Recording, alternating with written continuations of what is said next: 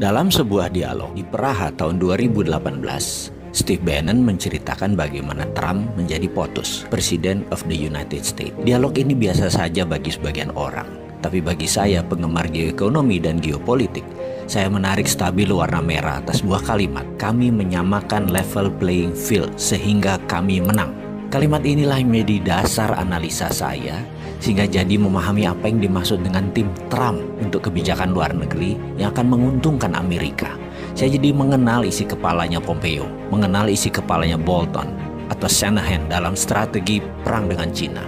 Kesimpulan, Amerika versus Cina saat ini bukan perang dagang, tapi perang ideologi. Menurut pengamat intelijen ekonomi, A.V. Temames yang berdomisili di London, hal inilah yang membuat banyak para analis salah baca, terutama analis ekonomi. Dikira Cina dan Amerika itu perang dagang biasa, perang ekonomi, hanya karena merasa sepertinya Amerika kalah dengan impor Cina yang besar masuk ke Amerika sehingga pasang tarif masuk tinggi agar barang di Cina itu mahal. Negara Amerika untung dari tarif pajak masuknya barang Cina yang ditinggikan, dan juga imbas produk hasil manufaktur di Amerika jadi bisa berjualan karena harga mereka kompetitif itu di dalam Amerika.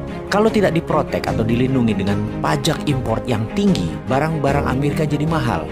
Mereka pilihannya adalah lebih baik pilih barang Cina. Begitu sebaliknya, dibalas Cina dengan impor masuk barang Amerika ke Cina dinaikkan. Ternyata bukan itu. Ini perang bahkan lebih dalam lagi, yaitu perang ideologi. Kalau sudah perang ideologi, by all means atau berapapun harganya, pasti ditebus. Cina dan Amerika kan habis-habisan perang. Lalu bagaimana dengan Indonesia?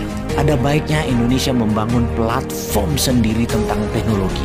Karena begitu kedua negara ini berperang lebih dalam, Indonesia jangan-jangan tidak berkutik. Karena keduanya, negara Cina dan Amerika, Indonesia bergantung pada teknologi kedua negara tersebut. Jadi kita meniru apa yang dilakukan Cina 5 tahun terakhir, yaitu membangun swasta dengan perlindungan ketat atau protection. Misalnya, rem-rem itu dilindungi oleh pemerintah Cina. Facebook tidak boleh masuk Cina sampai rem-rem menguasai 80% pasar di Cina. Didi Xuqing, online transportation. Setelah menguasai 80% pasar Cina, Uber baru boleh masuk.